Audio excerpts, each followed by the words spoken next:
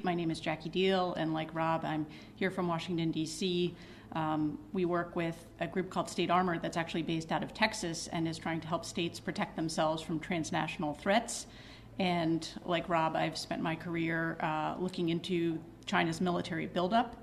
And through that work, I've come to appreciate that the Chinese Communist Party's strategy for winning a war against the United States and supplanting the United States is very different from the way that we in Wisconsin or in the United States think about competing and fighting. Their strategy, because the CCP was an underground, clandestine communist revolutionary organization, puts the role of subversion and infiltration and co-option first and thinks about using force later. Whereas in the United States, we think of ourselves as being kind of in a peacetime, steady state, and every once in a while having to fight, usually overseas, if we are attacked or if an ally is attacked. They see themselves as perennially engaged in a struggle. And the way to win and to compete to win is to subvert, infiltrate, co-opt. They have a term for it. They call it using the local to surround the central. And it was first how this Chinese Communist Party took power in China, and now how they're seeking to advance the Chinese Communist Party's ambitions around the world, including in the United States.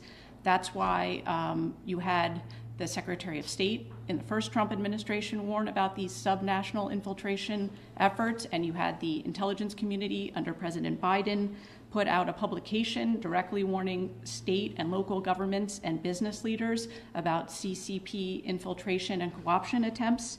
Here in Wisconsin last week at a hearing, you heard about Chinese Communist Party intelligence-linked companies operating in Madison and elsewhere in the state. So I just wanted to join Rob and the legislators in urging the Senate and the Assembly to look carefully at these bills, because it's very important to protect Wisconsin's genetic material from a Chinese military-linked program to develop targeted bioweapons. It's very important to take a stand against illegal forced organ harvesting and the genocide that's taking place in Western China. We don't want people in Wisconsin to be complicit in that. And it's very important to take a stand to protect, first of all, the Chinese diaspora, but second of all people in the United States from the long arm of the Chinese Communist Party's intelligence and surveillance apparatus that they're trying to extend through transnational repression. So these bills are, I think, a very important step towards protecting, again, the people of Wisconsin and the state of Wisconsin and the nation.